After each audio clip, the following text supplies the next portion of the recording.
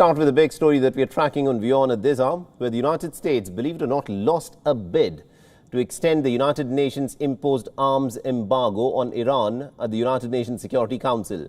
The Russian President Vladimir Putin has proposed a summit of world leaders to avoid a face-off over US's push to return all sanctions on Tehran. Now, the UNSC has overwhelmingly rejected a bid by the United States to extend a global arms embargo. On the voting day, Washington garnered the support of only one country, and that is the Dominican Republic, when it needed a minimum of 9 votes to indefinitely extend the arms embargo. Now, out of the 15-member UN body, 11 of them, including France, United Kingdom and Germany, abstained from voting. The two countries, Russia and China, vehemently opposed the US bid to extend the 13-year ban on the West Asian power.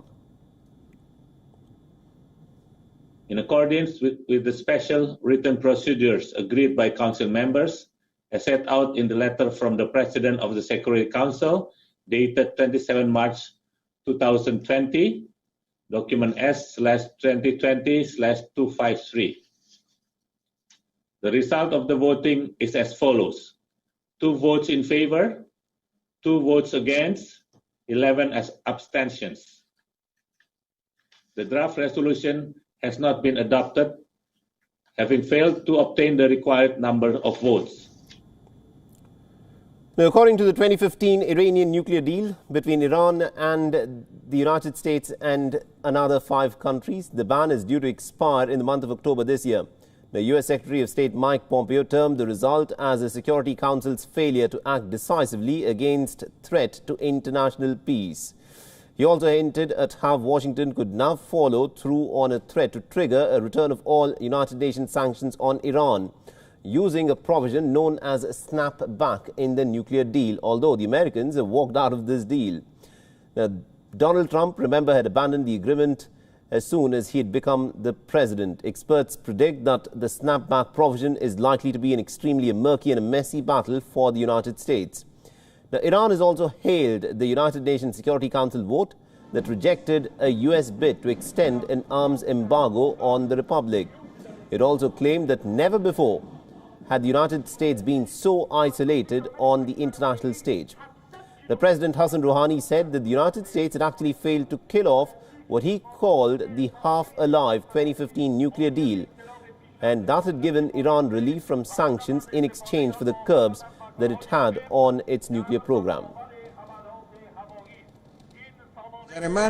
این روز مباهله امسال 24 ذی‌حجه در تاریخ ایران ما در مبارزه با استکبار جهانی یک روز ماندگاری شد و شما از این ور قدرت برجام رو ببین. این برجامی که این همه ضربه خورده در طول این 3 سال با جنایات آمریکا و صهیونیست‌ها، همین برجام روبروی آمریکا ایستاد، همین برجام نیمه جان روبروی آمریکا ایستاد و آمریکا رو شکست داد. The President Vladimir Putin has asked Britain, France, China and Iran to convene a video summit to try avoid further confrontation with the United States, calling Iran an ally of Russia. President Putin has said that Moscow has fully committed to the nuclear deal and wished to outline the steps for de-escalation in the proposed summit. Now, France has also expressed its willingness to take part in the proposed summit to try and limit the increasing risk of escalation. Meanwhile, US President Donald Trump has said that he wants to renegotiate the deal with Iran to prevent it from developing nuclear weapons. C'est à ce titre que j'ai l'honneur de vous poser cette toute première question de cette toute première grande conférence de